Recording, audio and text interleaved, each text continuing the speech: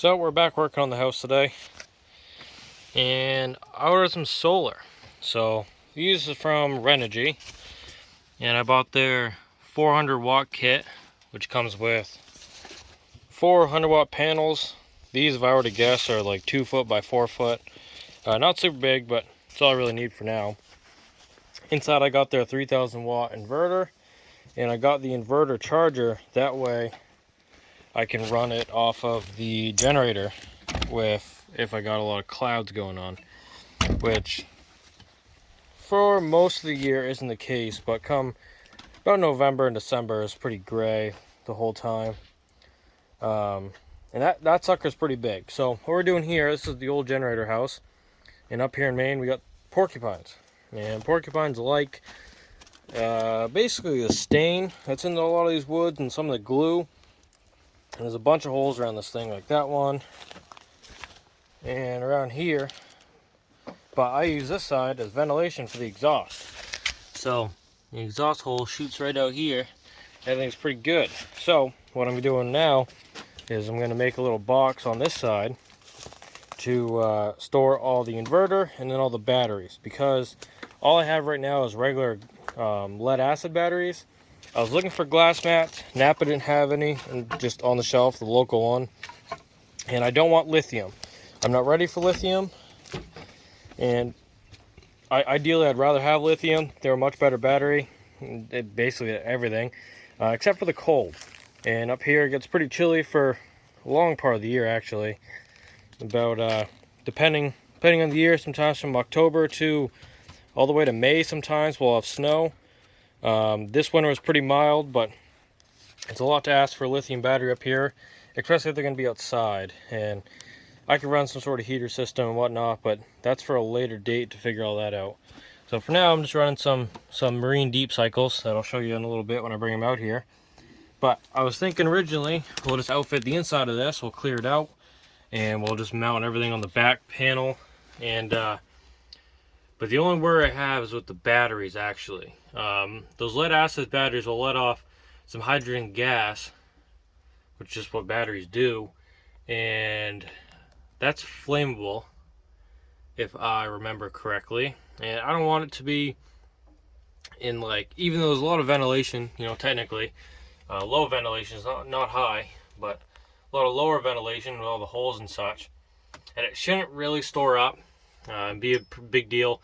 But if I put everything in here, that means I usually have 3 of these jugs back here, a couple of them being diesel and this one being gas, to run the machines. And currently we're not in a position to build another shed.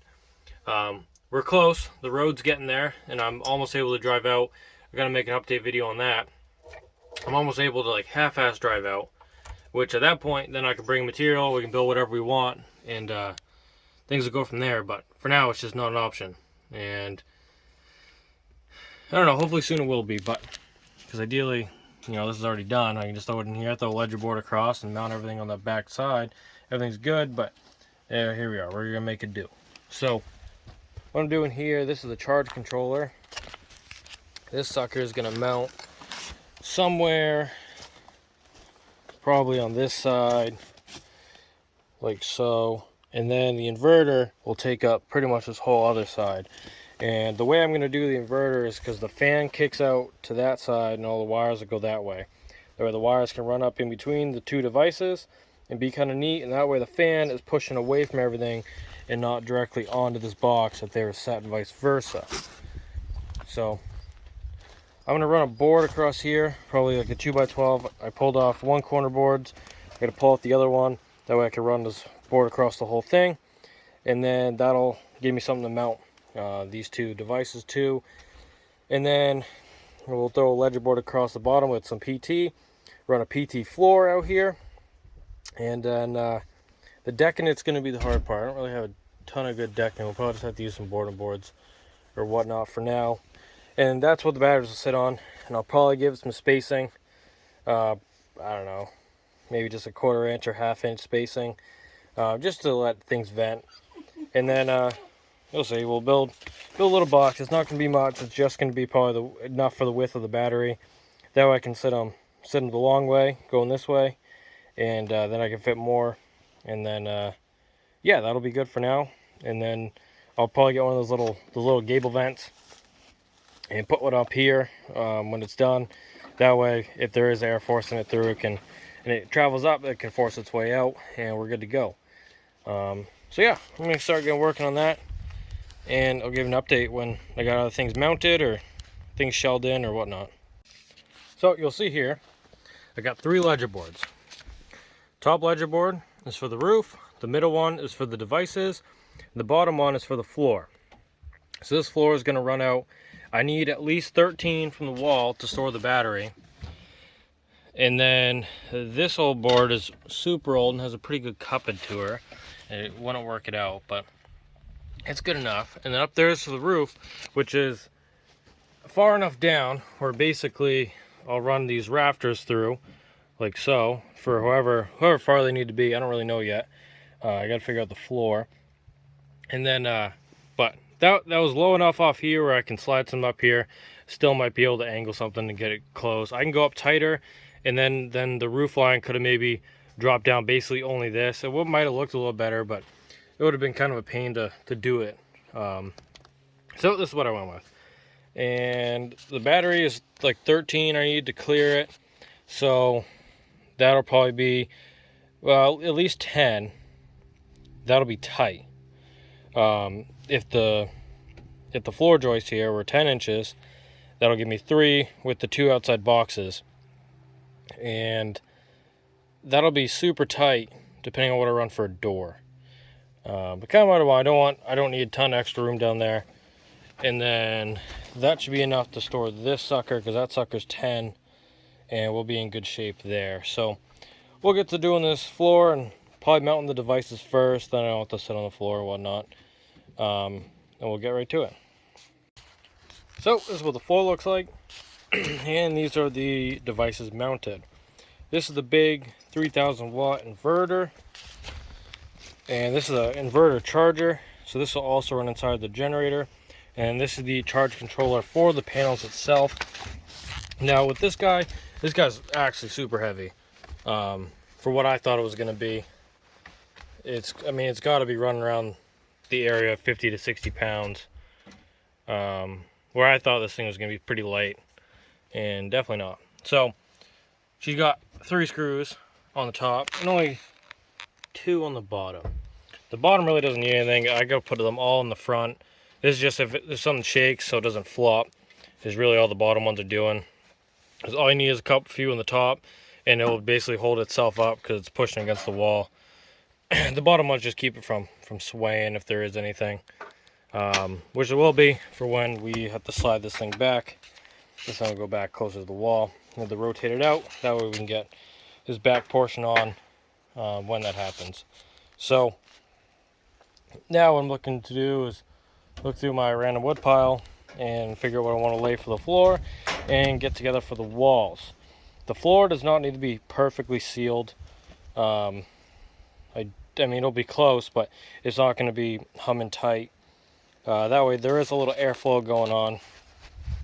And yeah, we got to make some rafters, get this little roof going, and then we'll be in pretty good shape. So just like that, we have the little hut done. As you can see in here, this whole front's going to come off and access all of the internals, because it's all going to come off. And that way I want the whole front to come off, at least the bottom section.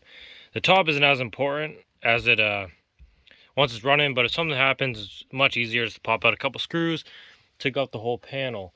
But I want the whole thing to come off. That way the batteries are easily exchangeable.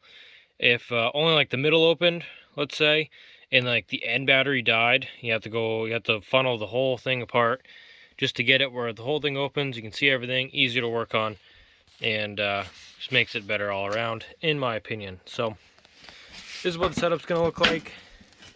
There's a few other things that I need to hook up, like this inline fuse. I believe that's what that is. It's a 40 amp. I think it's a 40 amp connection. I don't know what made me think that, but I feel like I saw 40 on it earlier. But anyway, That thing's gonna go, I believe that goes, I gotta read the instructions, but I believe that goes from in between the panels and this charge controller. And yeah, so like the panels, I believe, or it goes from the charge controller to the battery. I don't know, I gotta figure that one out. So the next thing I got, I gotta figure out what this doohickey does. This came with the inverter, and I believe it does, well, I don't know actually. It has the data code, the hook's in there, and then there's a place in there for it. I gotta read up on this, figure out what this one does. It seems more just like a, I don't know, like a reset almost, but I don't know. There's also battery temperature sensors for both the inverter and the charge controller. I gotta see if it gives you values for what would throw it off, or if it's just there for data. It would be great if it was just there for data. That way I don't come out in the morning or like in the afternoon if it was really hot, or you know, and then it tripped itself or something because those battery hookups are the value was too high. I hope it's just for data so you can see, so you can adjust it, or you know, do whatever you need to do to make it work. And then these are the rest of the stuff that came with the solar panels themselves. I have some battery cable. Positive is not very long. Is there two in here? I want to say there's two negative cables in there. And it also comes with this Bluetooth monitor. I would only assume it goes to an app on the phone and gives you all your stuff so you don't have to actually come out here and look at it. Brackets, connectors, and basically the rest of the stuff. This is the battery temperature probe. This is just a sensor on the end, and then you got this plug that goes up on the bottom of the charge controller. Where's my finger? There. The one for here is a little different. See if I can show you. This one's just the wires, and then he has the two screws you back off. Almost anyway. It has two screws you back off in here, and then you retighten it instead of being a plug. And that's that. Rest of that's just hardware. And yeah, so that's the kit. We're like, I'm gonna say halfway through it. Basically, all the construction's done. Now all I need to do is set up the panels, run the wires, and figure out how to run this to inside on the panel.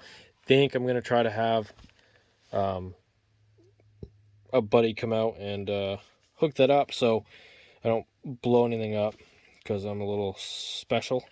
I can do this stuff, but now I'm sure he told me the other day actually that it was the easiest part was going to be hooking up to the panel, but you know, he's an electrician, so I don't feel super comfortable with that. This thing gives me instructions and I just slam her together, and we're good to go. So hopefully these two batteries are good enough to start. These are what I got, the premium deep cycles from Napa. Now these things are kind of expensive, but still cheaper than like the Renogy batteries. But I was looking for AGMs, which are glass mats. These are just lead acid batteries. So it's just a regular, pretty much a standard battery. Under this cover is a bunch of other covers, or under the sticker is covers, and that's how you fill up your water and such, to make sure she's topped off and ready to rip. And another good reason why the whole door opens, because then you can maintenance these batteries as you need, and you'll never be really in trouble. So I think the only things I need this for the battery side is I gotta get all the cables to hook these together, and then to go into the inverter. Then I need cable to run from the inverter to the house. But everything else is here, I believe. I think that's what my kitty cat. I think that's what those positive and negatives do. Those will go from the controller down to the batteries. And then, yeah, that's the feed. Then they'll go up here and feed again, or, you know, mint. So, anyway, I'm going to do some reading. So when we actually hook this up, I know what I'm talking about. And we can get a little better info on it. But this is the Renogy setup. I got to figure out a spot to put the panels inside. And I think I'll just put the door on. I'll show you guys what it looks like closed. Basically, the only thing left need to do is trim, and we're good to go. this is what it looks like all boarded up. I just have 3 screws and they're holding it. This is what I mean by trim. Just to make it all look fancy. Probably just going to mimic that. I'll run some of the face. Got to fill this with some plywood. And then I'll run my rake trim down. And then my soffit and fascia across the front. Probably not a soffit. We'll leave that open. I'm going to... Maybe I'll throw like... I'll cut some of the chicken wire and run that on the bottom. That way, when this is all left open, when you look at it like that, that'll all be open, but there'll be fence in there so like birds and such can't get up in there. And then we'll just run a fascia across the front. We'll be pretty mint. Probably another thing, corner board, and yeah, so that's that. Put generator and such back in there, and I'll be ready to go. I guess I also need to figure out what cables I got to run to that bad bird. Definitely going to want that. Probably don't need as much for the season we're in, but definitely going to want it for next winter. Well, thanks for watching. There's my little hideaway hut for the solar. And then we'll get those panels up on the roof in the next video. They're going to go right up on that one. So, thanks for watching. Have a great rest of your day.